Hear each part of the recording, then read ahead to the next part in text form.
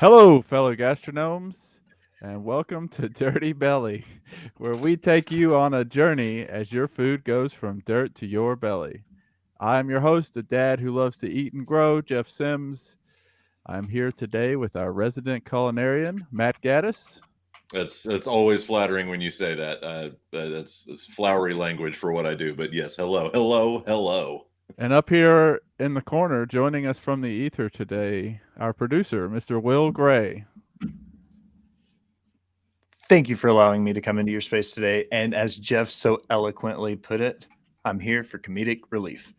Yeah, I don't know if allowed is the right word. When we decided to do an episode on fried chicken, Will said, "Oh, I'm going to be on the show." No, correction. Matt said, I think we're going to have to include Will on this. Yeah. As heated as he got in the last episode, I knew there was no way that we were going to get through this one without him making an appearance. So It's hard to host a show with someone yelling in your ear. I don't yell in your ear. I mute myself, but my post-its were very strongly worded. Yeah. As per my previous post-it note. Welcome, everybody. We're talking about fried chicken today, so you should be excited. I mean, who doesn't love fried chicken? If you don't like fried chicken, stop watching the show, okay? There's something wrong with you. Yeah, cut it out. We're going to start where we always start. What's the best thing you ate this week, Matt? I had a lot of really good ones. There's one meal in particular that I'm going to save for next week's episode because it was very special to me. But content appropriate. I found myself in Hendersonville at the urgent care to go get an x-ray when I thought I got bear hugged to the point of a broken rib. And when in Hendersonville, you got to go to Slow Burn Hot Chicken. That is one of my favorite hot chicken joints in all of Nashville, which I feel like is saying something. They're not afraid of putting a little sugar in the spice. Everything is absolutely delicious. I got there one step down from their hottest level, and it's still pretty comfortable for me. But boy, is it good! I didn't sling the picture over to Will, but I also had a hot chicken apple fritter, which was, I mean, exactly what you think it is. But yeah, man, it never disappoints. It's absolutely some of the best chicken I've had in the city. That looks delicious.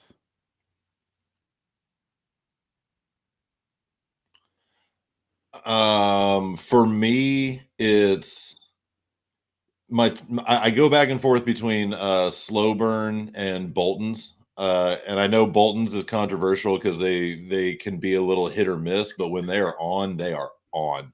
Those are probably my top two, but there's so many amazing places like Hertz, Red 615, Granddaddy's 400 Degrees, Brave Idiot is kind of a new person on the scene. He's got a food truck set up next to No Quarter in East Nashville. Incredible hot chicken. We're lucky to be filthy with fantastic hot chicken around here. How hot do you eat your hot chicken, Matt? I go for it. My general rule is I need 48 hours when I eat hot chicken. I cannot work the next day. It's uncomfortable because it's hot chicken. It's not spicy chicken. It's not mild chicken. It's not, let's figure it out chicken. It's hot. So chicken. That's what I do. I guess I'm not doing it right. What about you, Will? How hot do you go? I'm a medium hot to hottest available in most cases. If I go somewhere where I'm familiar with the chicken, like I know what their hottest tastes like. If I go to Helen's, I'll eat Helen's hottest chicken without going to like a secret menu level spice because I know I can handle it. If I go to Prince's, I won't eat anything above a medium because it starts to get to that. If I said butt hurt hot, would you understand what I meant? Yeah. Like that's how hot. Like put Prince's the toilet paper in the freezer kind of hot. My two favorite personal hot chicken places in Nashville are Bolton's and Helen's. Those are my two favorites every time. Bolton's, like you said, is a little inconsistent. And since the original Prince's got demolished by a drunk driver who like drove into the building, Bolton's took the number one for me from Prince's. Drunk off of hot chicken, I hope. Personally, Dude, that's real. I'm a Very real. I'm gonna out myself here, but I'm a mild to medium guy. I'm notorious for going to a Indian place or a Thai place and asking them for white people level of spicy. It's Like okay Hey, to ain't be a nothing wrong saltine with it, man. cracker. which brings me to my what I ate this week. I had a red curry with pork at my local Thai establishment. If you live in Murfreesboro, you probably already know that pad Thai is the best Thai food in Murfreesboro. Um, if you don't, now you do know. I'm lucky that it's right up the road from me. It's always delicious. I went with the red this time. You know, as if you know much about curries, generally most places will have red, yellow, green, and then maybe a Penang or something like that. But I went with red because I think red is a cool color, and Yeah, dude. I like Penang's the way it really tastes. bad. Sometimes I'll get green, especially if I'm doing a fish dish. But You like uh, you like a masaman? That's as far as like commonly available curries. Masaman is my absolute favorite. I like everything curry. I mean, if like if you put a curry in front of me, I'm gonna eat it, and I'm probably gonna really enjoy it. Every type of flavor that you can imagine with curry, I love. I Oh yeah, love. that with you. Yeah, I love Asian food in general. And when I say Asian food, most people think like hibachi and Chinese, but no, for me, Asian food encompasses everything Pan Asian, from India all the way over to Japan and everything in between. And I love all of it. So Not to derail too much, but have you had a Japanese curry? I'm not sure actually. Now that you It's say that, a lot more like English curry. Like they kind of turn it into like a gravy situation, but with a lot yeah, of familiar curry flavors. Like it's really really good. If you go to the K&S market, they've got a lot of Japanese curries that you can try out. I'm It's gonna They fantastic. seek get that real out heavy into because fermented peppers, right? Yeah, I'm a big curry guy. So I'm gonna yeah. try I that think out. you'll love it. Japanese curry. I'm gonna write a little note here. Japanese curry. Japanese curry. There we go. Air write it to myself. So let's talk about fried chicken, boys. Unless Will, would you like to share with us what you ate this week? Something delicious. I had a really great sushi plate. I did a chef's choice, so it came with a cool miso soup. It came with a nice house salad with like some ginger dressing and stuff. Nothing real fancy, but the chef's choice plate came with a really nice yellowtail and bluefin tuna. It had Mm. a snapper, some cool prawns, but not shrimp. The best way to distinguish between a shrimp is like a shrimp that evolved a little bit, like they're a little bit bigger, and most of the time they incorporate more of the actual features of the animal.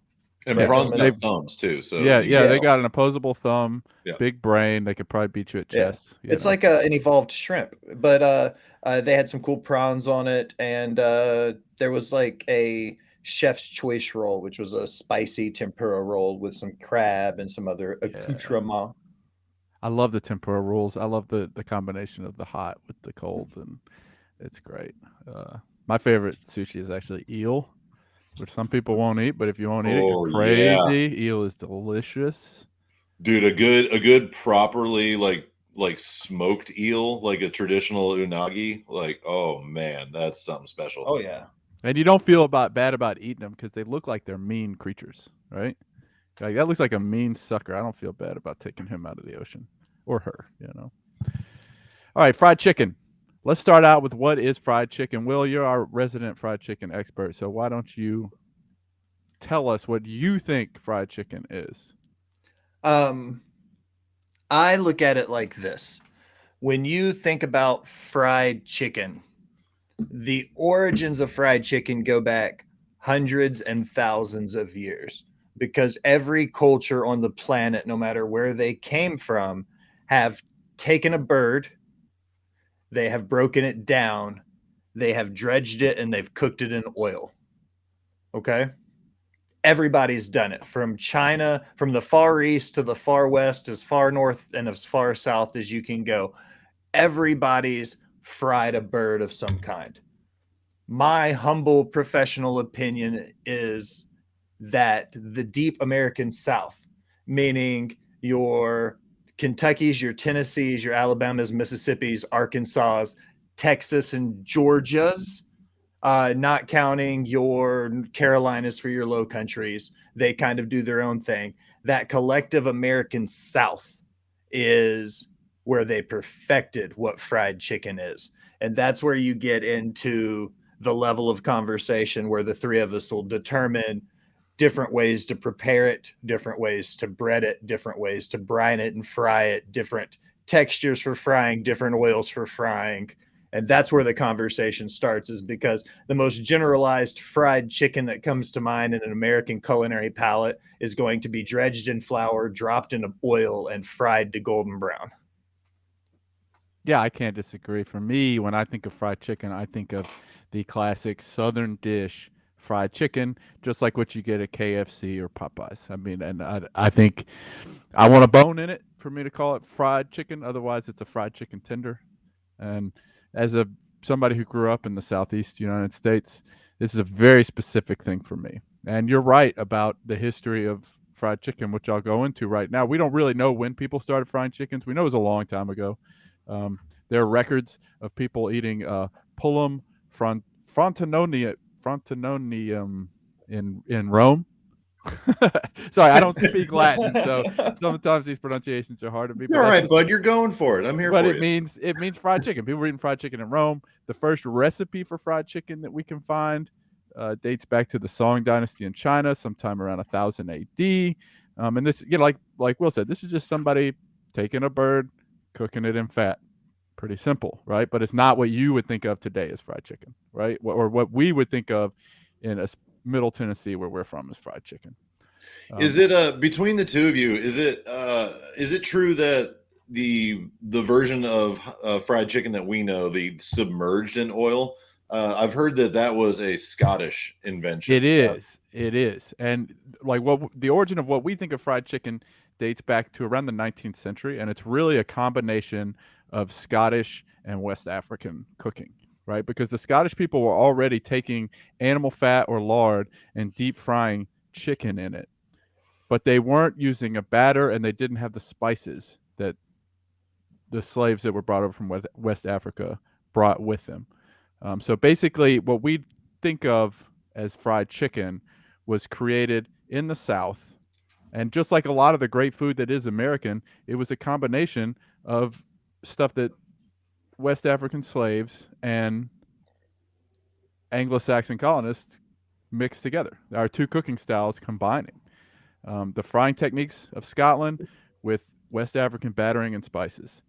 I would 1000% echo everything Jeff said. The importance of that Southern fried chicken is the heritage and culture that came from that West African trade. When that culture was enslaved and brought over here, they were given chickens because they were inexpensive. There were a ton of them. They were easy ways that the slaves could raise and handle themselves in the yard.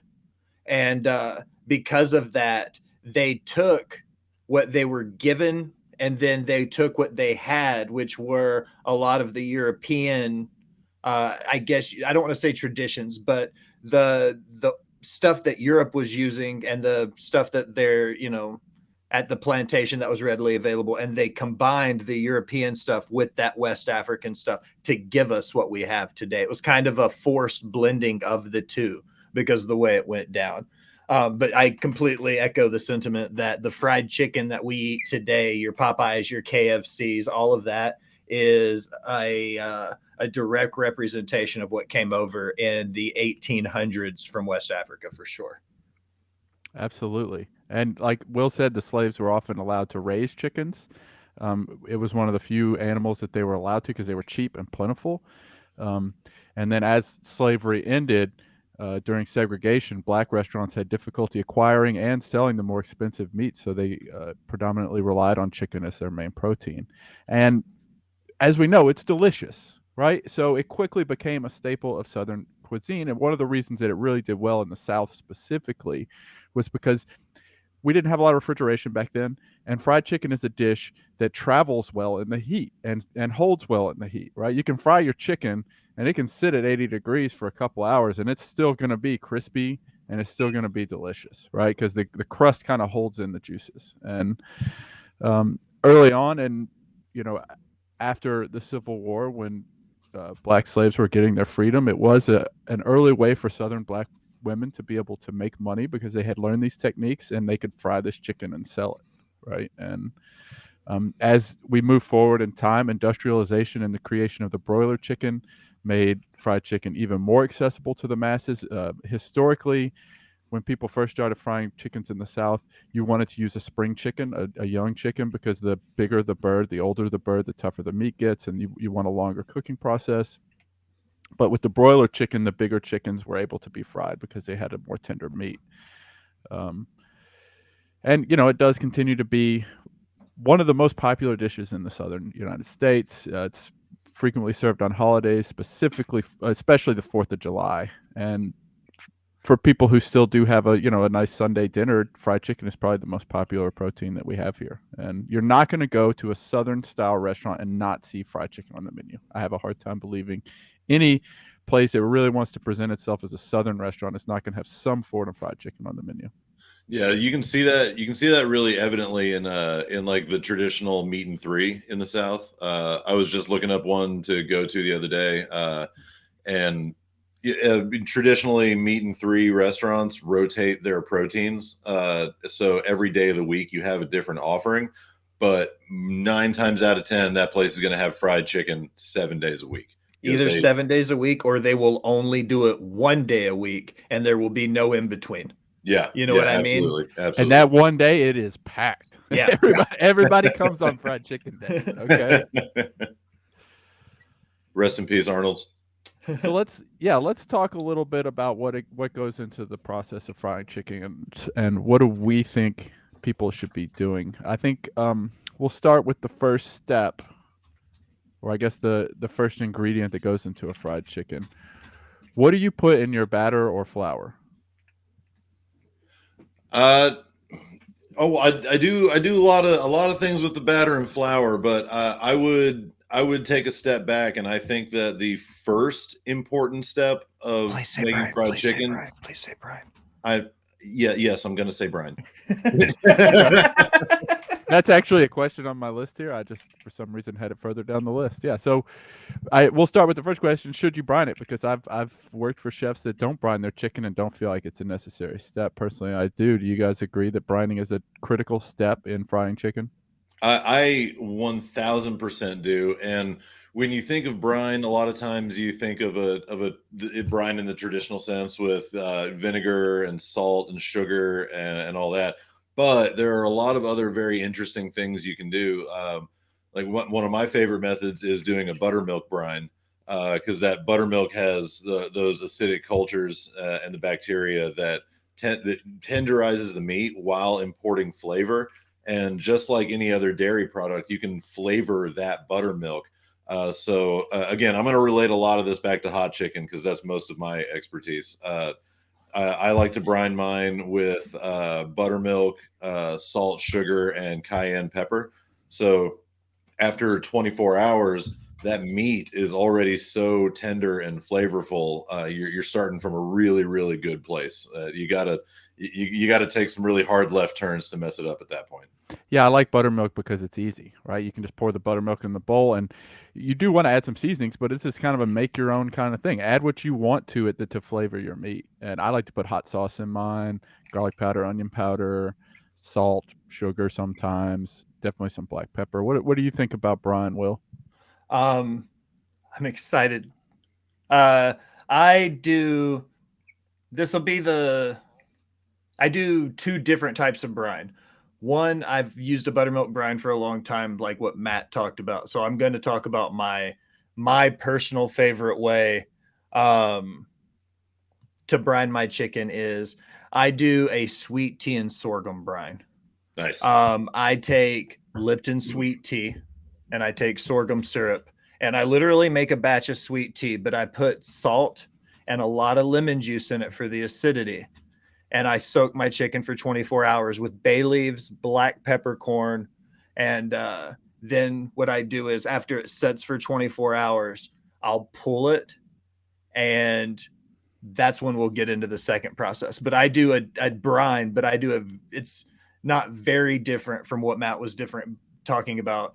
Hey, Jacksonville, thanks for stopping by. But when you do a buttermilk brine, there's all that vinegar and stuff. And when I do my sweet tea brine, I get my acid from the lemon juice. So it's same song, different dance. I've never heard of someone brining in sweet tea. I think that's cool. That sounds like a very southern thing to me, and I like it. I got to try that. Uh, Personally, this is my favorite, and I stole this from Chick-fil-A, but I use pickle juice. I was going to get to the pickle juice idea and talk to him. One of the pictures I sent you guys were of some pickle juice prined chicken bites that I had done. I like pickle juice because it's just like the buttermilk. It's easy, right? Everybody's got a can of pickles in their fridge. It's been sitting there too long, and everybody throws away their pickle juice. But it's almost like bacon grease. It's like, don't be throwing that away because you can use it. And Put it for on some me, chicken, drink it behind some whiskey. There's a lot of options here. I like Jack says pickle juice and Jameson go great together. My guy. Yeah, that sounds okay. I think you and Jax would be best friends, Matthew. I like a 50-50 water to pickle juice, Brian. Or you could add something else, buttermilk or something. It's straight pickle juice. It's really going to taste like pickle. I mean, you got to really like pickles, and you want a pickle fried chicken to make that your brine.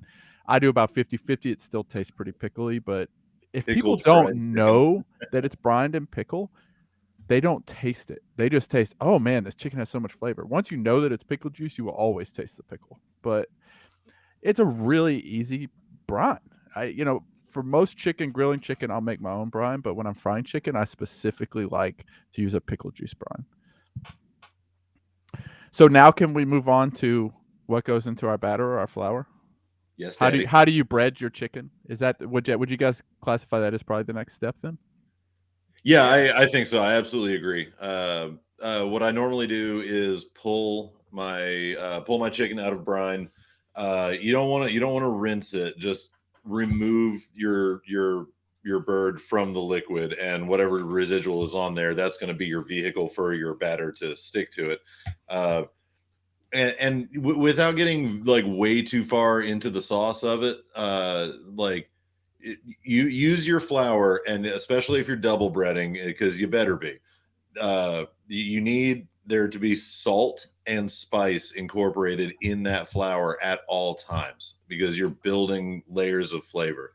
So what I do is I'll make a dredge, just firing from the hip, probably onion powder, garlic powder, paprika, a touch of cayenne, and I like to do a little bit of dried thyme in mine, just as the most basic version. Mix that with your flour, dredge it, and then if you have the luxury of being in a restaurant, set that chicken on a resting rack so it can dry all the way around. If you're not in the kitchen, you can do the same thing with dry paper towels. Let that or a cooling rack. I mean, you can buy them at Bed Bath and Beyond for $10-15. Yeah, anything that elevates and gets you off of a flat surface, because flat surface builds moisture. Put a sheet pan under your cooling rack too to catch anything that drips. Absolutely.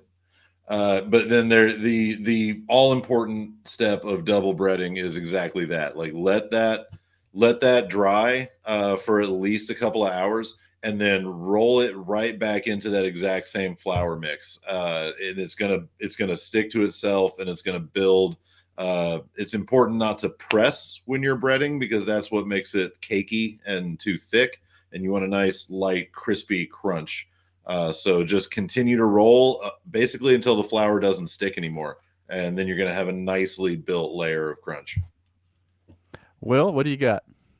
I put a picture up because I sent a picture from my Instagram page, and it's a flour bowl and then a bunch of spices, because that was the only thing I could come up with on the fly yesterday when I was looking through pictures. But it's just, once again, just echoing the things Matt was talking about. I measure a lot in parts when I do recipes, because in a restaurant, Matt and Jeff can both attest to this, especially in large banquet settings. One part could equal anything from a tablespoon all the way up to a freaking 4-quart Cambro. You know what I mean? Like, it's all about whatever quantity you're talking about using here. So I always start with 1 part salt for every like 3 parts flour. You know what I mean? Like you really want a lot because you got to think about how much you're going to lose in the oil because you lose more flour than you think when you do. This is where we split because once again, Matt and a buttermilk brine versus my brine, my flouring technique is completely 1000% plagiarized. I had a really, really great opportunity to stage with Sean Brock at one point in my career when I was young. And when they did fried chicken at Husk, up Yeah, until that I point, wanted to call it out when you said the sweet tea, Brian, but I didn't want to jock your style. Brock does a sorghum brine. I do a sweet tea sorghum brine. So I took his and I kind of, fine tuned it to what I do. But when it comes to how we do the flour breading technique, this was one of the things that I adjusted and took from Sean was he tosses it into the instant mashed potatoes is cool, but I use 2 things in my dry mix that help get me that extra instant crispy stuff. And one of them is adding baking powder with your flour. And then one of them is another ingredient that's my super secret ingredient. Um, but when you toss your chicken in the flour, Matt's super right. Don't press it down. But what you do is once you toss it, don't overfill your bowl so you can cover it and put it to where it's like think you're like a paleontologist taking dinosaur bones out of the dirt. You want it to be under it on all sides, covered. Exactly. And then what's going to happen is that chicken is going to dehydrate in that flour and it's going to like cake onto it and become part of it. Uh, Brock was his like one of his famous things is if you let your flour sit long enough, you could take it and throw it across the like throw it across the kitchen and your flour won't fall off. It becomes part of the chicken. So I adapted this where I'll allow my chicken, like my AM prep cooks would come in, take it out of the brine, and then immediately toss it in flour. So by the time dinner service came around, it had been resting in the flour, dehydrating in the cooler for like 4 hours, 5 hours, 6 hours by the time dinner service came around. So when so they you're letting it hang out in the flour and dehydrate in the flour. Yeah. So Okay, all the okay, juices from the that's chicken interesting. like leach out.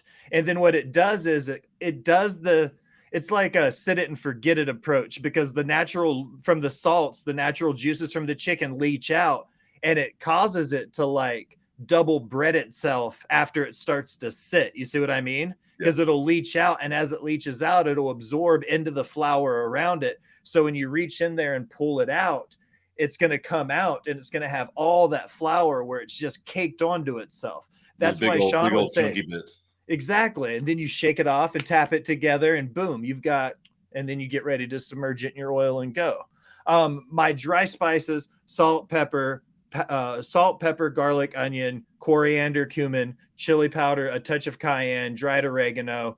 Then you want to look at when you get into this, you start getting into that weird range of what do you want to add to make it yours. You can get into thyme. The one thing, and this will be the first time I've ever said this out loud, and once again, I took it from our boy Brock, and that is dehydrated malt vinegar powder. Oh yeah, Hmm. underutilized ingredient right Yeah. there. That is delicious. That sounds delicious. I want some of your fried chicken now, Will.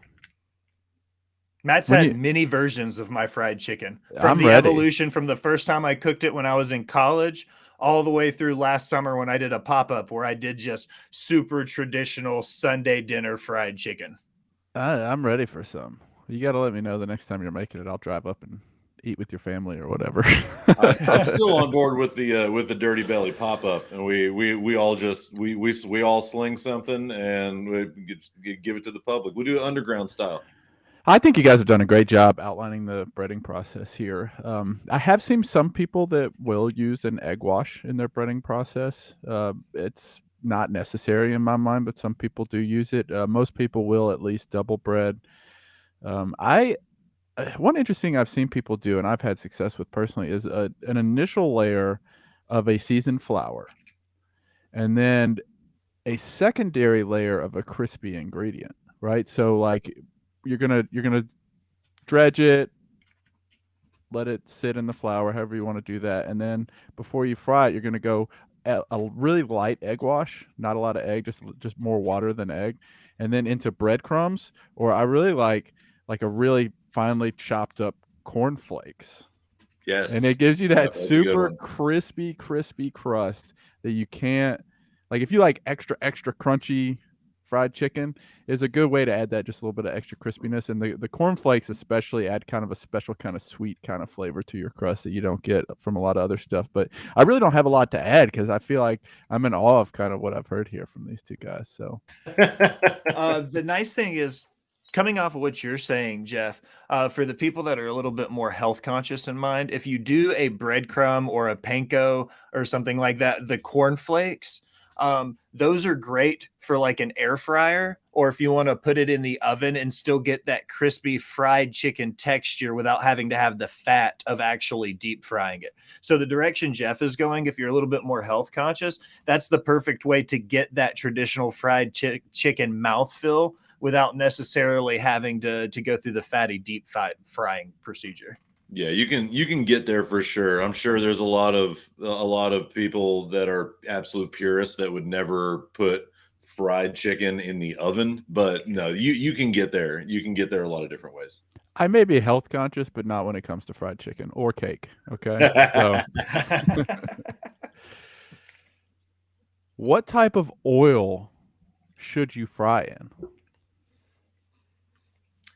Will, I'd love to hear your version of this first because I definitely have my ideas, but I'd like to see where you're at with this one. This once again goes into the concept of, one, how much money do you want to spend? And two, how much money do you want to lose? And as both of you being in restaurants will understand that, because if you fry a lot of chicken, you're going to be dumping a whole lot of oil. Yeah. But this is one of those, the nicer, higher end oils you spend, you start getting into some of these super high end, trendy restaurants. People have started frying chicken in duck fat and beef tallow, I like was all gonna say kinds duck of fat, wild man. stuff. Oof. Oh, that's a You good way to know, go. I worked at a place in Franklin. I'm going to use this one as an example. The picture I just put on the screen is the honeysuckle fried chicken. There specifically, we did something that was really cool. I did a sous vide fried chicken when I was there. We would take buttermilk and pickle brine, and we would vacuum seal our leg quarters in that bag. And then we would sous vide it at 165 for about 4 hours. And it would finish the cooking process. Then you would flash chill it in an ice bath. When you pull it out, it's ready for service. All you've got to do is cut it open, pull it out of the brine, roll it in your flour mixture, just like that. And then we would deep fry it in duck fat. Yep. And that's what you get on the plate. It was served with an Alabama white barbecue sauce, which is a really fatty Caro syrup based white, like it's the consistency of ranch, but it's served warm and like a barbecue sauce. If you don't know what Alabama white barbecue sauce is, look at it, go, ew, that's gross, then try it, and you'll be like, shit, that's delicious. We served it with a potato salad, Alabama white barbecue sauce, and spicy pickles. And when you would eat it, it had the consistency of like pulled chicken because it had that sous vide-ness and the richness. So going back to the oil thing, cycling it all the way back around, it depends on how bougie you want to get with it. Personally, when I cook at home, I prefer just straight vegetable oil, though. It's good, it's reliable, it's inexpensive without being cheap. But I like vegetable oil. Matt, what do you think? I'm a big blender when it comes to oil, because you want your cheaper oil, your more readily available oil to be the workhorse there. So yeah, vegetable or a canola, I've got no problem with that. And then I will typically incorporate either lard, or if I have it on hand, I'll throw some bacon grease into the fry as well. You Love don't adding want bacon fat. to lard has a very high smoke point, so you're okay with frying in pure lard if you want to. I prefer using bacon fat. However, processed bacon fat has a little bit lower smoke point, so you don't want to deep fry in pure bacon fat. but to blend that in with your vegetable or canola is going to give you that flavor and get you there anyway. And then again, with me being a hot chicken person, I'll reserve more bacon fat to do a dunk later. So I'm just going to double up on my flavor there. Oh, I can't wait to talk about hot chicken with you, Matt. Yeah, I personally like peanut oil. It's a little bit pricier. I will use canola oil if I'm on a budget. If you are frying chicken at home, there's you can, since you're not going to be doing a lot of it, what you can actually do is let your oil cool, run it through a cheesecloth back into the original bottle, and you can freeze it and use it again at a later date.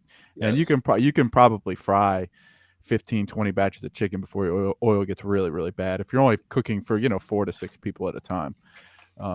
So it's not as expensive as it at first appears when you're buying a giant jug of peanut oil. If you do it correctly, you can get a lot of fries out of that, and you can use it for French fries or whatever you want to make at home. Traditionally, you're going to be frying in lard. Okay, if you want to make a classic Southern fried chicken, you're going to fry in animal fat, and for the longest time in the South, lard was the animal fat that you went and bought. And I'll be honest, it's going to taste a little better. I mean, Matt's right when he's adding his baking grease. Animal fat tastes good, and Are we talking cast iron frying here? yeah, let's talk about the fryer setup for a home cook real quick. This is something that I've become very accustomed to frying at my own house. I do like a large cast iron pot, maybe even enameled. I've got a 7-quart Lodge that I use at my house. A Dutch oven style is what I like because you get a nice deepness, but you also get a nice wide section too, so you can kind of let everything float and you can see everything, and everything doesn't stack up on top of each other. Yeah, don't Oh, overcrowd your pan. Yeah, and when you're frying at home, there's a few things to remember. Safety You first can- and teamwork. Yeah, you can buy just a home deep fryer, but I'm a big fan of what Alton Brown says, that I don't like to buy a kitchen utensil that only has one purpose. No I like monotaskers. Yeah, I like to have everything I have. I You like guys to be just able to do pissed the multiple. boss off. Yeah, I like to do multiple things with it. So She personally, is I the don't own a queen deep of fryer. one-use kitchen tools. You can get if you want a deep fryer, get a deep fryer. It will make it a little safer for you. But if you do what I do, it's also safe, right? So I'm gonna take the biggest cast iron I can get. We all love you, okay? And I'm gonna fill it about halfway with oil. You don't want to put too much oil because sometimes it's gonna bubble up, and you want to have a nice little safety range there. That's why I have the biggest I can get, filled about halfway full. To gauge my temperature, I'm gonna use a candy thermometer Yes, absolutely. because it's going to go up to 500 plus degrees. You're probably going to want to keep it in the 350-ish range, so you got a nice window on both sides. It'll handle the heat, and I clip it to the side, stick it in there, turn on my eye. I'm not going anywhere. I'm standing right there. I'm gonna sit there and watch my oil, and doesn't take too long for it to heat up. Doesn't take too long to fry. It's not that big a deal. I like to have a little what are the wire mesh, the big wire mesh scoops? Spiders. A spider. Yeah, I like to have a spider to pick the stuff up out of the fryer. You want something that's metal with a lot of holes in it so that the oil will drain it back into the basket. And I like the big spiders. Usually they're about that big because I can get 1 or 2, maybe 3 pieces at a time. Kind of shake it a little bit onto a cooling rack or a paper towel or whatever you're using for that. But the biggest safety tip I have for people frying stuff: be really, really careful about water. Do not put anything overly wet or especially water in your fryer ever. If it's getting too hot, even if there's a fire, turn it off, put the lid on it. It's the best thing you can do. Okay. Yeah. If you put water and don't hot walk oil, away. you're gonna have a really bad time. A really bad time. Yeah, no, don't walk away. It's I won't get into the details, but I had a neighbor whose entire house burned down because they were heating up oil and walked away.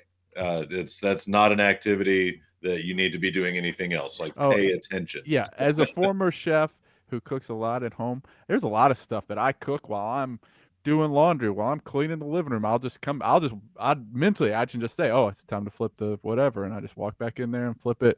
I feel comfortable walking away from a lot of stuff while it's cooking that normal people wouldn't, but I will never walk away when I'm deep frying in my kitchen. Never. It is a high risk activity, and you really need to keep an eye on your temperature. Just to echo some of the things about having the deep fryer at home. In the chat, they brought up I keep my cast iron exactly like you're talking about, a big just Dutch oven cast iron on the stovetop. It's about halfway filled with oil. And a lot of people don't realize how many times you can filter and use that same oil. And as you filter and use it, you know, when you use the term you season a cast iron, you literally season your oil a lot of the same way. As long as you keep it filtered regularly, all that gunkiness at the bottom of your pan, filter your oil out, spray your pan out, clean it up real good, allow it to air dry. Make sure you follow Jeff's rule about the water. Don't incorporate too much water into it at all. Don't incorporate any water, none, not too much, just no water. And then refill your oil, because as long as that gunkiness at the bottom doesn't have a chance to burn, you season that oil over time. So everything you cook in it, it just becomes better tasting. And I know that sounds weird. There is a point where new oil tastes different, seasoned oil tastes different, and burnt and used oil tastes different. And in that middle section of seasoned oil, you will get some of your best at home fried foods if you cycle and reuse your oil properly. Yeah, well, and filtering is incredibly Correct. important there Yeah. too, because you can go from seasoned to rancid really fast if you have too much leftover, even flour. Like you have to filter that stuff, otherwise you can get some spoiling flavor, and that's going to ruin the whole batch. Yeah, when you pour it out of your pan, put it through a fine mesh strainer, even if it's just a coffee filter put in there with it, and it'll get all the contaminants out. And it's like when you make an infused oil, like with your basil butters or something, and then you pour it through a fine mesh strainer, just the infused butters come out. Like this will be that exact same thing. It's just, fried chicken oil instead. Yeah, when you after you fry your chicken, you're gonna look at the bottom of the oil and you're gonna see exactly what we're talking about. There's gonna be a lot of little particulate matter down there that's probably at that point even turning black, and that's gonna ruin the flavor of your oil if you leave it in there. So strain it. If you're gonna fry again soon, it's fine to just leave on your counter. If you don't think you're gonna fry again soon, you can freeze it in the freezer. It can last 6 months to a year, and still be good to fry in.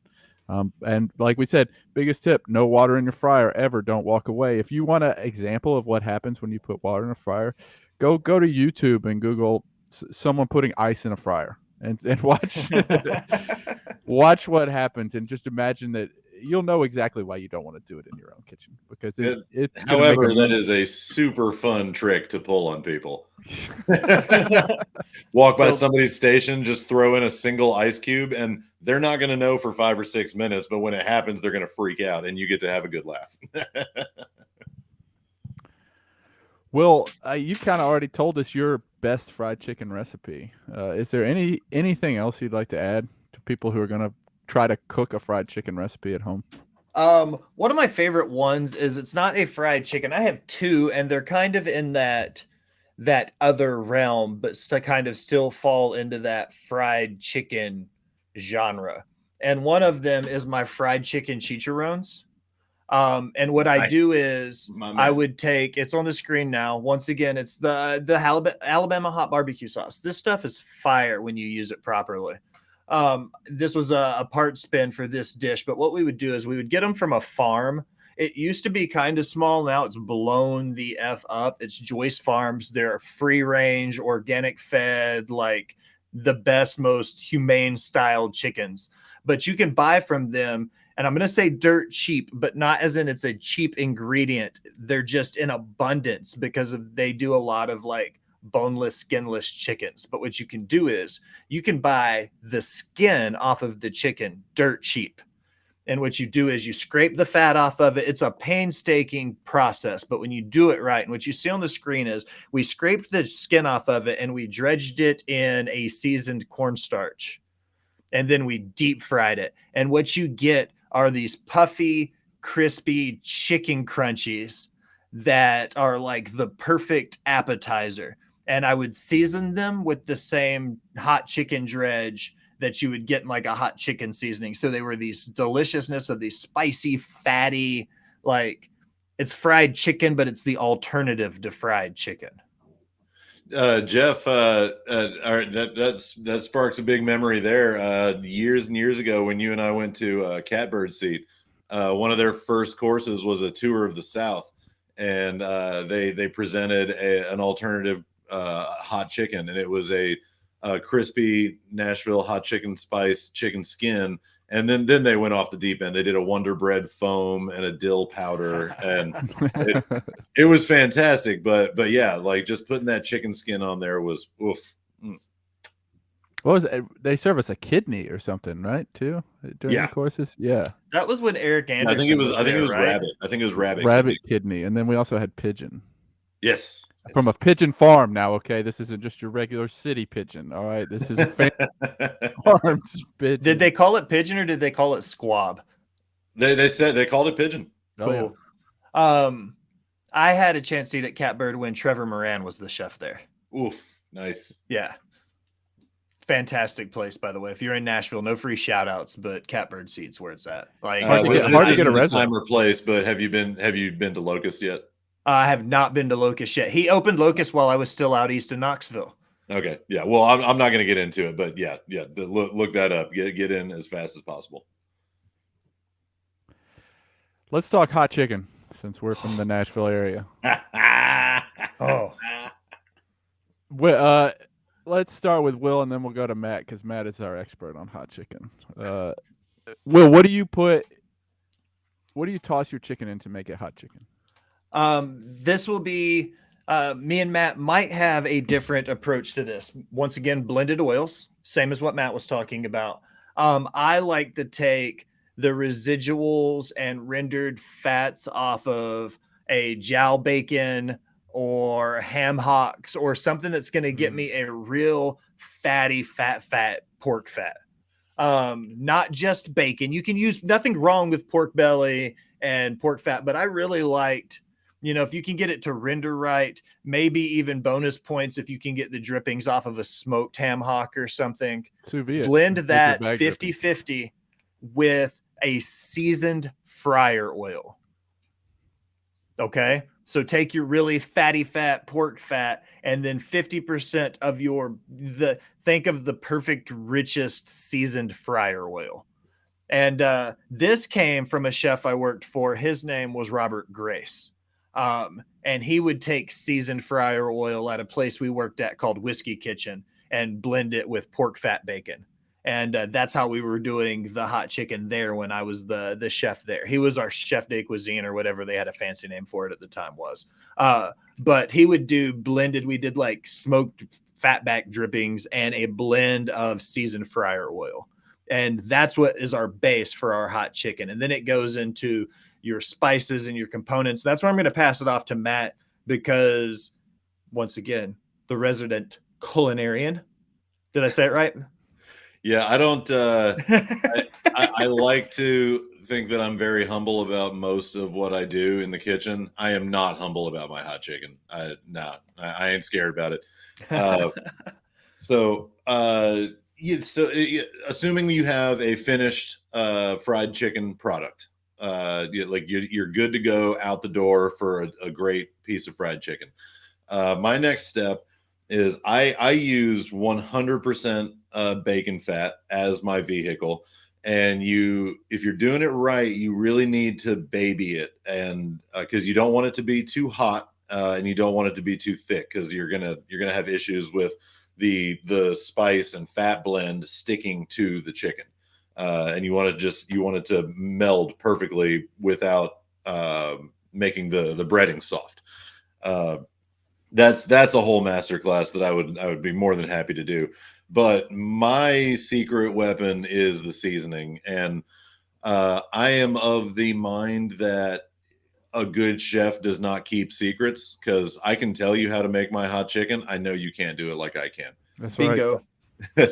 So my base recipe for my spice blend is obviously cayenne pepper, salt, coriander, cumin, onion powder, garlic powder, ground ginger, and brown sugar that I've processed in a Vitamix or a blender, so it's super, super fine, and it kind of melds with the rest of the dry spices. I love you.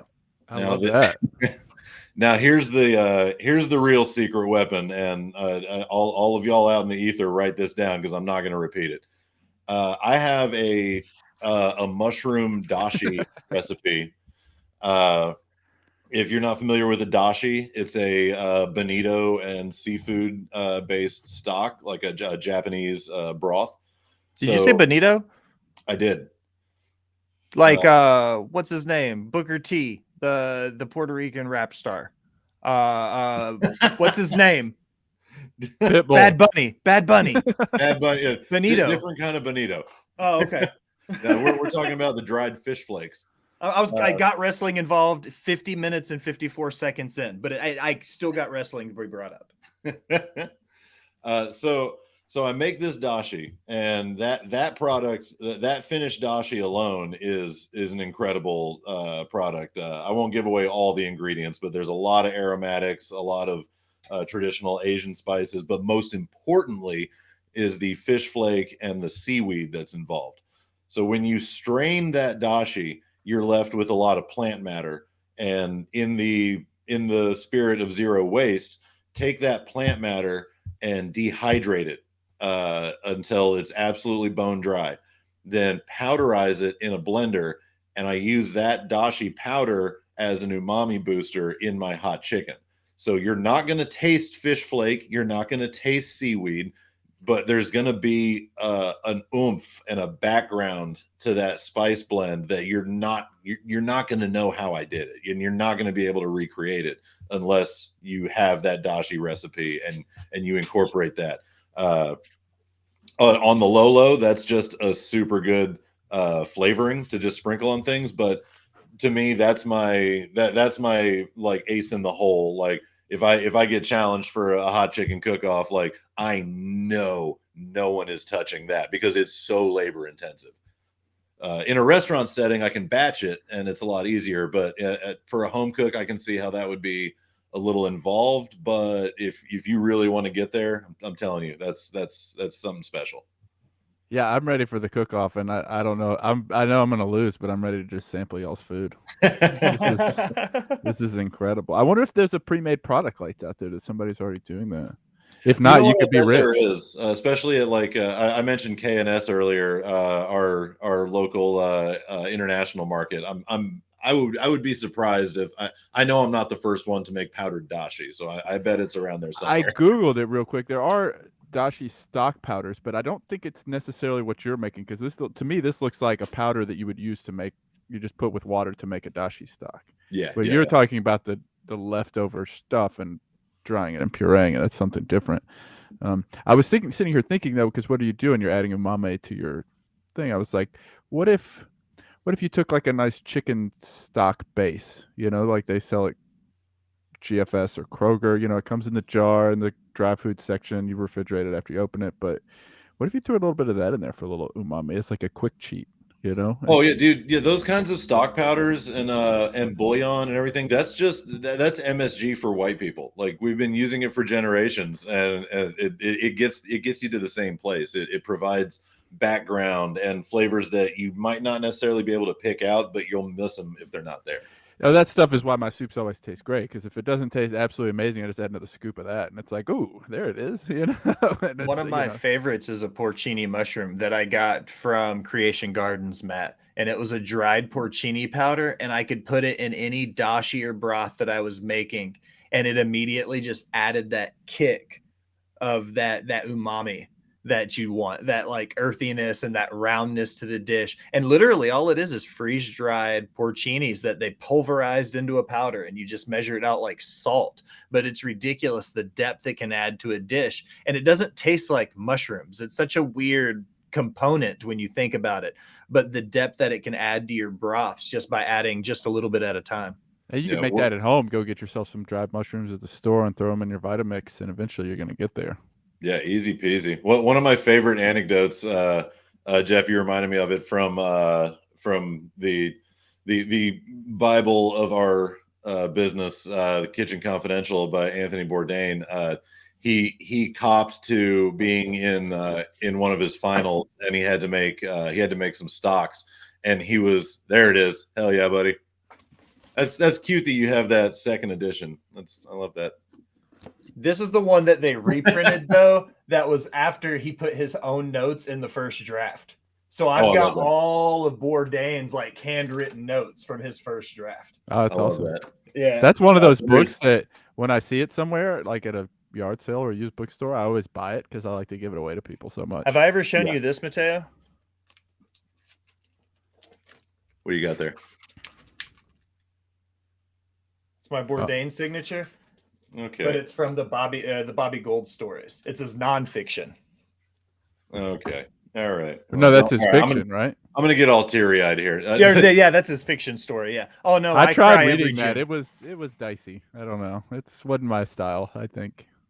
Anyway, real quick, just to loop back around, there's a really fun story about him being a student at CIA and like going through his final exams for his stocks, and he pocketed some Nor's bouillon powder and like low key added it into his stock, and he had the by far the best in the class, and no one could figure out how he got that depth of flavor in the time that he had available. It's because he cheated. Because he knew what people want to taste. That's right. That's right. And it's one of my secrets to my Thanksgiving turkey gravy is I make my turkey gravy from scratch, but I always add a little bit of canned gravy because it just adds some kind of flavor that people are used to. And it's my It's that gravy is processed homemade, malt but it has flavor, the MSG. it has just a little Mhm. bit of that processed flavor in it that people are like, man, this is just so it like when you make a homemade gravy, it always tastes great, but it always seems like it's missing just a little something, and it's that I'm telling you, it's those chemicals, those preservatives that people love. I don't know what it is, but well, we are coming to the end of our time here, folks. So let's that do one flew by. yeah. Let's show us your dirt if you can. Twitter at the Dirty Belly, Instagram at the Dirty Belly, Facebook the Dirty Belly Show. Send us pictures of food that you are eating or you are making. Fried chicken, yum, right? Yeah, let's do that. If you make fried chicken, if you eat fried chicken, especially if you go out to get some hot chicken or something, or maybe if you're not from Nashville and your town has its own kind of special fried chicken, please show us that. I love to learn more about food. If you are a fried chicken, send us some selfies. Yes, That's interesting. A fried chicken selfie? I'm in. I would love to be friends with a fried chicken. It wouldn't love to be friends with me. It probably wouldn't make it very long, but Is it still a completely whole bird just fried and walking around, or is it a piece of fried chicken? I imagine it idea. as a complete bird. Yeah, me too. Yeah. Right? I mean, and it's got little arms, and it still doesn't have its head, right? But it's got little arms, and it's always like in dismay, like holding its little wings up, like ah. Big head and little arms. Shout outs, tea and hot takes, 8 p.m. Tuesday, trivia night, 8 p.m. Thursday, all here on Rivet City Radio. Watch spots and chair shots on Sunday, 7 p.m. Dang it! Sorry, Will. I'm gonna get better at this, man. Botched shots and botched spots and chair shots. shots. It's a tongue twister, man. You've had practice. Tonight, tune in, especially if you love wrestling. As you get to know Will here, he's a great host. Next, back from the black hole. Next week, we're going to continue our tradition of Sunday Southern meals that we've been doing so far.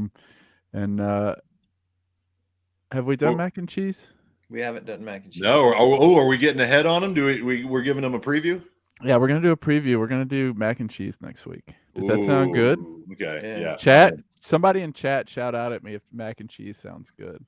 Mac and cheese is a good idea. Yes or no? Mac and queso y pasta. Fazul. God, that Fazul. You know what? Never mind. I was gonna say something. We got one. We got one. Somebody said it sounds awesome. Yes, mac and cheese. All right. Thank you, Hungry Homies, for joining us today on our journey of learning more about the food we eat. Thank you to everybody who came in live and commented. We love you guys. Stay hungry, homies. Peace. Bye.